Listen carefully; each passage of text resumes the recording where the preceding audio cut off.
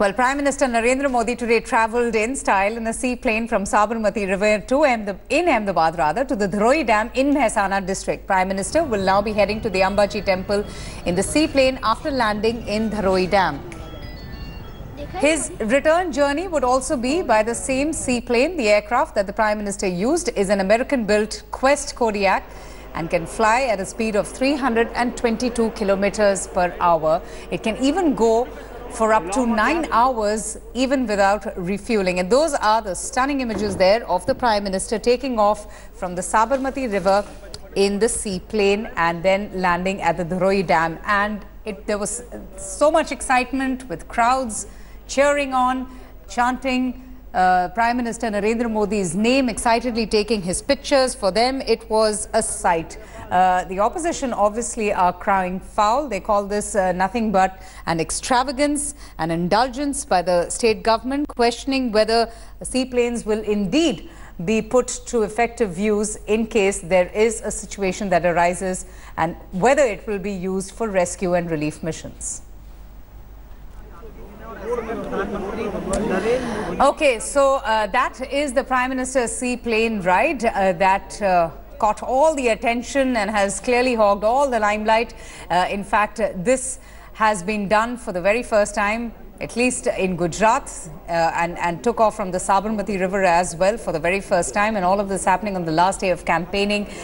Leaders, in fact, of various political parties were denied permissions for roadshows, citing traffic congestion problems. That's another news about Hardik Patel denying those prohibitory orders and carrying on with his rally. That was Hardik Patel, but the other leaders are not really taking any chances. And therefore, the BJP coming up with this very innovative idea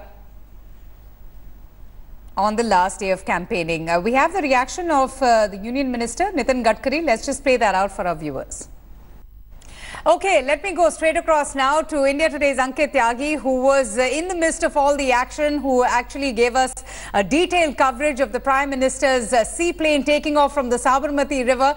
Ankit, it seems that all of the issues on developments, those venomous barbs against each other, at least for today, is a thing of the past, because all the attention is on the seaplane that the Prime Minister travelled in. Well, don't count that out, Avantika. It's still about 5 hours for the campaigning to go, and we still have to hear from the Prime Minister and Rahul Gandhi himself. We'll know whether that is out of the question or not, but you're right on one thing. Today, the limelight was stolen right at the end by the Prime Minister and the seaplane. I'm standing at the Sabarmati River front, and I'll try and show you the jetties just a few meters from where I'm standing. And there is this SPG joyride that is going on into the river, because the Prime Minister is on his way to the Ambaji temple. At about 3:30 he is going to come back, and from there he's going to go to the airport and take off back to Delhi. But very importantly, Avantika, today once again on display, not only was the excitement about the seaplane, but on display the acumen and the electoral management of the BJP. Yesterday, Rahul Gandhi and Prime Minister Modi both applied for a roadshow. That was denied by the Ahmedabad police. Now, what could have the Prime Minister or the BJP would have done? They, in fact, took this out of their hat. Plan B was already ready. This seaplane, which a trial of which just happened in Mumbai a few days back, was brought in only yesterday in the evening. Okay. Trials took off, and then the Prime Minister utilized it today itself. So once again, right at the end, right the last few strides for the campaigning, the Prime Minister taking off, and in fact, as of now, ahead of the Congress President-elect's campaign. Very interesting. Ankit, I'll request you to stay on, but let's just tell our viewers a little bit more about the seaplane, an amphibious aircraft that was put to use today by the Prime Minister in this very innovative way, which is clearly, grabbing all the attention. And these are the specifications, the capabilities. It's a Quest Kodiak, the seaplane, the aircraft type that the Prime Minister travelled in. In fact, it is a cost, it comes at a cost $2.8 million. That's That's the cost, and it can carry passengers, 9 passengers. That is far more than a chopper or a helicopter can carry, and that's what makes it so special. It can travel at a speed of 322 kilometers per hour over a range of 2,000 kilometers. In fact, it can be in the air for up to 9 hours even without refueling. So there are a lot of advantages to this. SpiceJet says that the business plan is still in progress, but they do plan to introduce about 100 of these seaplanes. Mumbai, in fact, also planning to reintroduce these air services. So these are the specifications of the seaplane that the Prime Minister travelled in. But Ankit, coming back to you, would you call this a masterstroke by the BJP, by the Prime Minister, who is very popularly referred to as the son of the soil, to attract maximum attention, Ankit, on the last day of campaigning at a time when the Congress President Rahul Gandhi also did pretty much the same thing by paying, a visit to a temple, by paying his respect to Lord Jagannath. And there you have the Prime Minister in this fancy seaplane.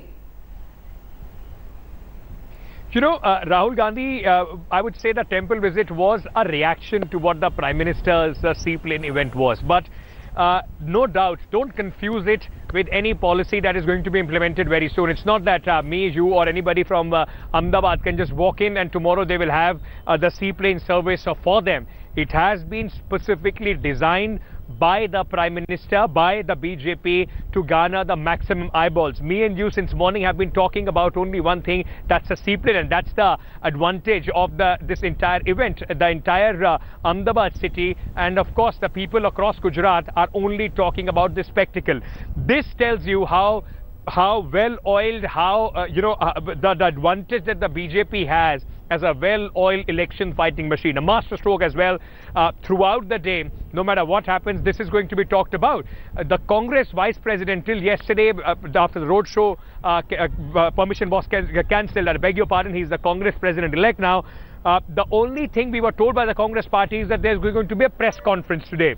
Suddenly, the Prime Minister planned this seaplane temple visit, which was then countered by the temple visit of the Congress President-elect. Very important 2 signals being given there. A, they had to counter it because the Prime Minister put out with such a grand show.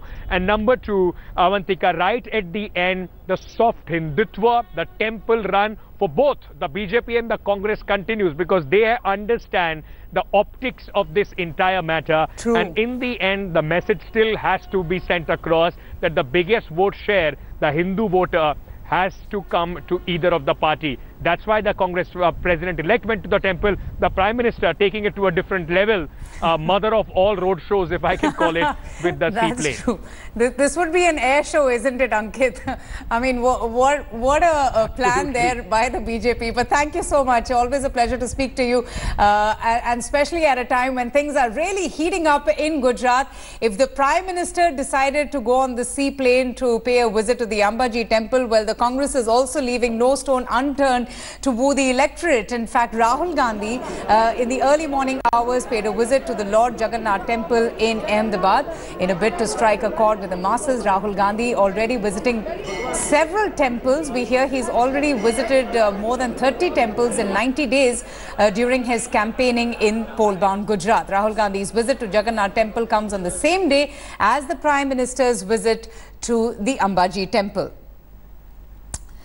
Supriya Bharadwaj joins us for more on this. And Supriya, as I was saying, there has been ample display of Rahul Gandhi's religiosity, of him paying his respect to all Hindu temples, specifically a very subtle yet clear message being sent out by the Congress.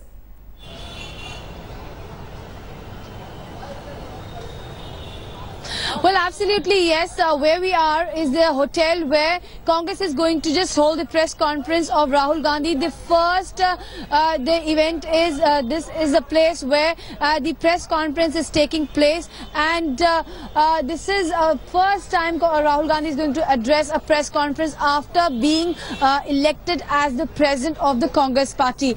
Now, interestingly, today morning when he visited the temple, when we asked the concerned, leaders because they said that because they had started the entire yatra, that is the Nav Sarjan Yatra, which is the name that the Congress has given to its entire campaign in Gujarat, started from Dwarkadish's temple in that is Dwarka, and then from there they travelled across the state, and finally, because today the campaign is ending, they visited Jagannath temple, which is also a very historic temple.